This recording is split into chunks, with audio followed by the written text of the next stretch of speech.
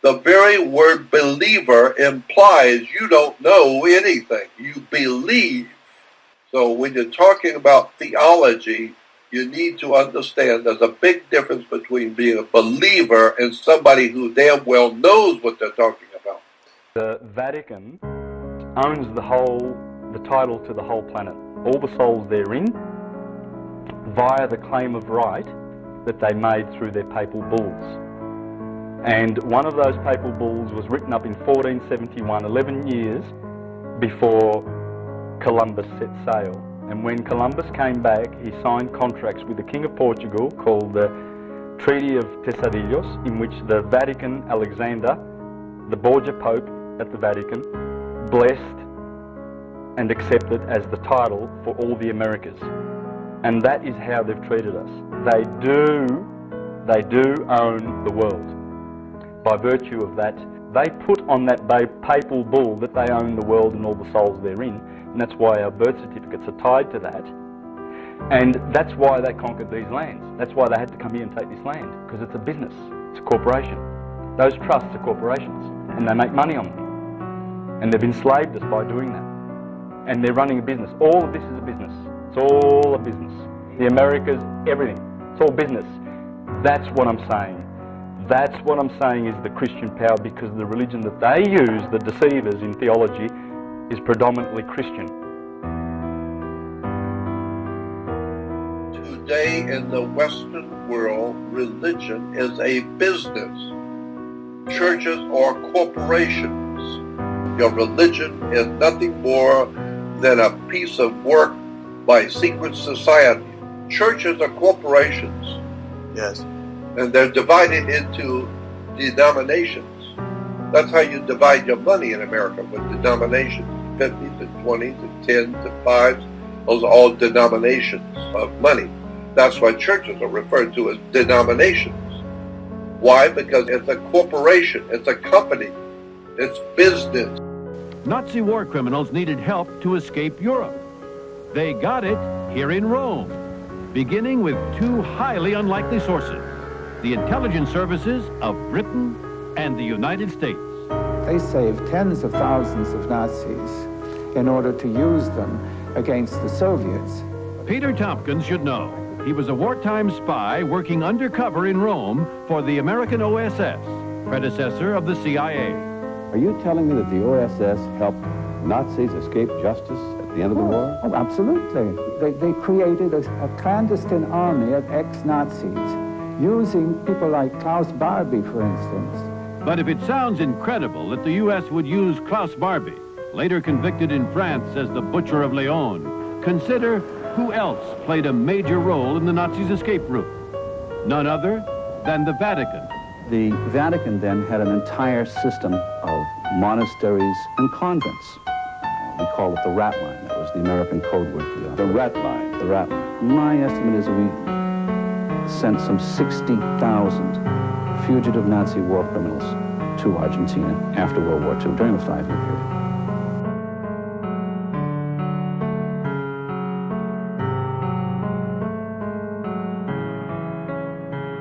The Julian dynasty is the family that started these corporations, because he and his son, adopted son Augustus, were the first gods, sons of God, to rule an empire, and the Republic went bye-byes.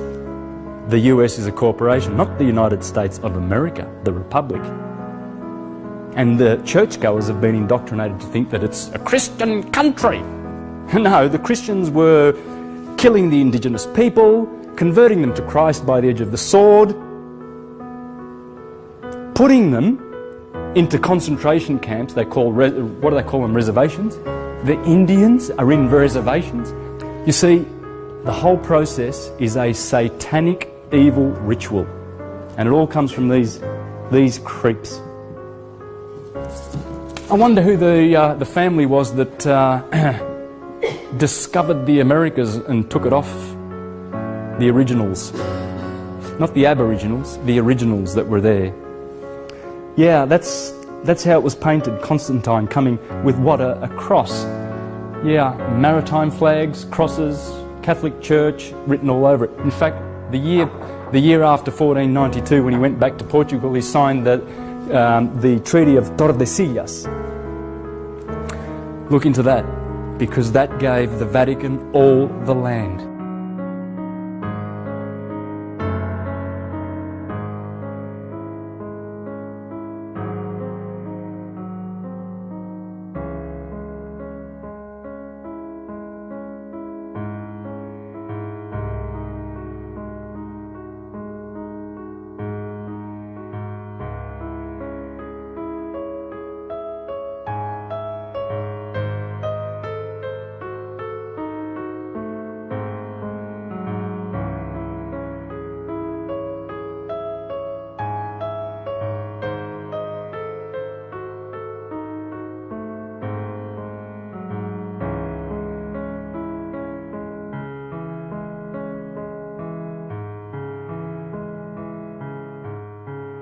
You know, you need to understand how the world works.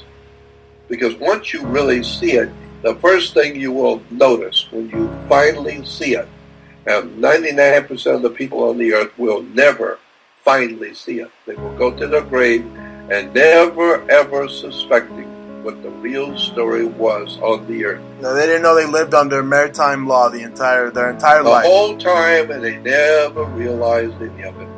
Never knew what it meant.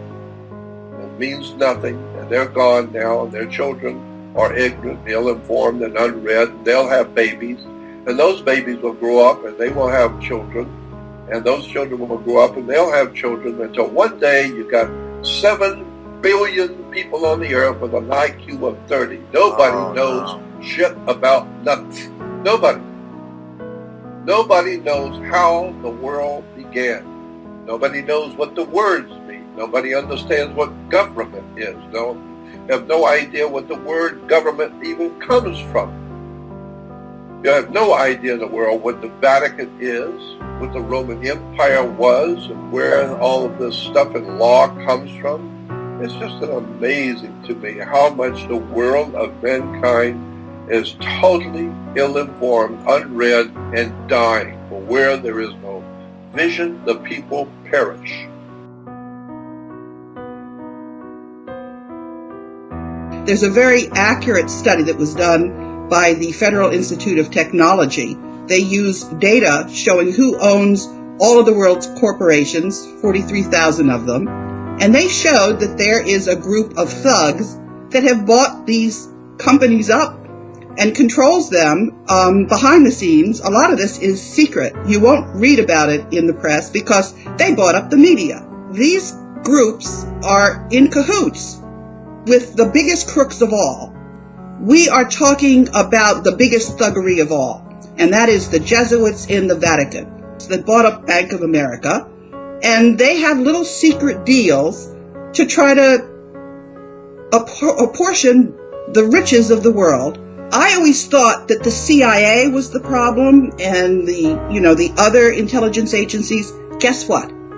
There's a grand intelligence agency that the Vatican puts out, and all of those other crooks are operating under the Vatican intelligence agency.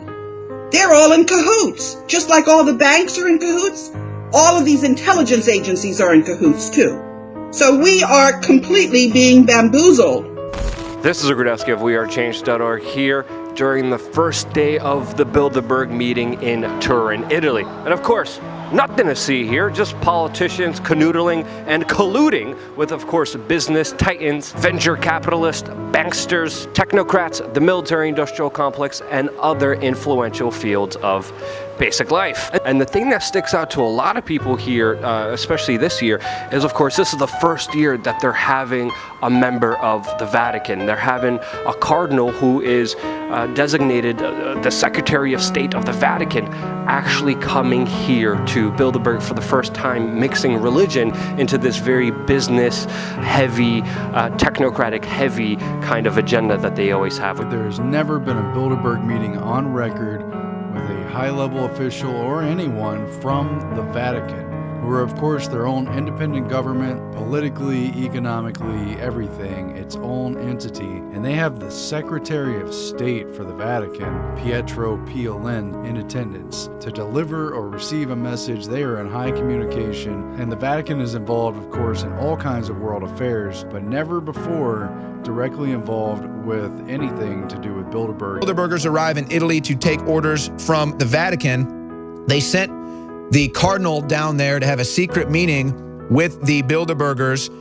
What do you think was discussed at that meeting? What do you think is on the Vatican's mind right now? Well, the Vatican has a lot to explain on their presence there. That's why Mario Borghezio wrote just a letter to the Pope. He's a European Parliament member of the Northern League, and he is asking the Pope to basically explain why his Secretary of State, his number 2 in command, is with these people, because there is no reason why Secretary of State of the Vatican should be amongst all these powerful elitarians, if not to support them. One of the devices used to keep control that is being discussed right now at the Bilderberg is quantum computers. They will be used to control everybody through 5G. So 5G and quantum computers are in discussion at the moment at the Bilderberg meeting. I'm going to tell you a little bit about quantum computers.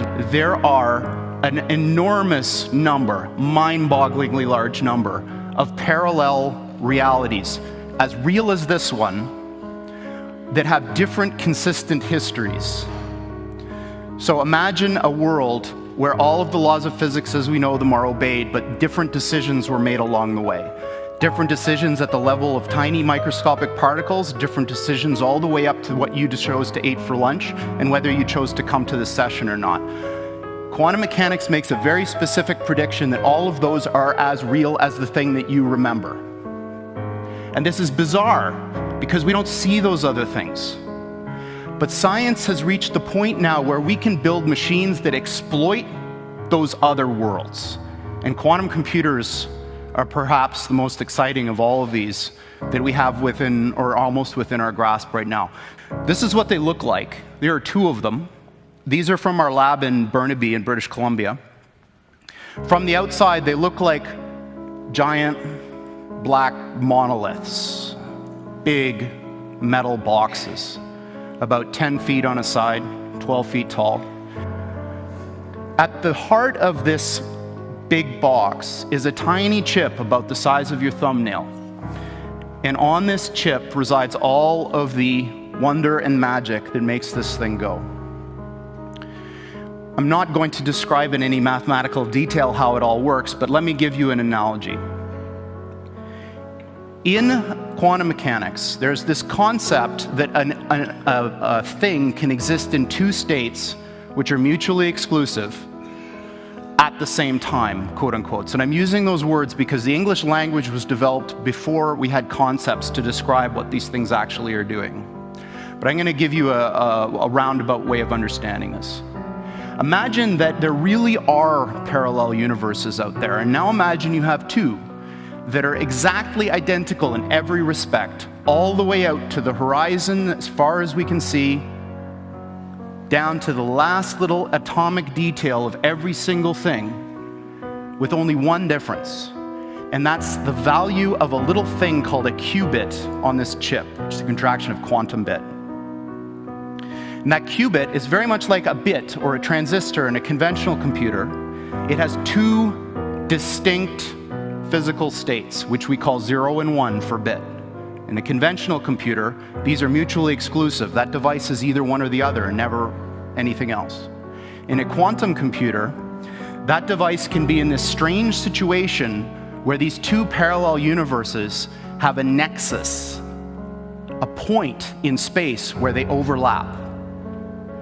And when you increase the number of these devices, every time you add one of these qubits, you double the number of these parallel universes that you have access to, until such time when you get to a chip like this, which is about 500 of these bits, you have something like 2 to the 500th power of these guys living in that chip. So the way I think about it is that the shadows of these parallel worlds overlap with ours. And if we're smart enough, we can dive into them and grab their resources and pull them back into ours to make an effect in our world. What I'm telling you is absolutely correct and in line with the way that these things actually work. One of the devices used to keep control that is being discussed right now at the Bilderberg is quantum computers. They will be used to control everybody through 5G. So 5G and quantum computers are in discussion at the moment at the Bilderberg meeting. Well, the Vatican has a lot to explain on their presence there.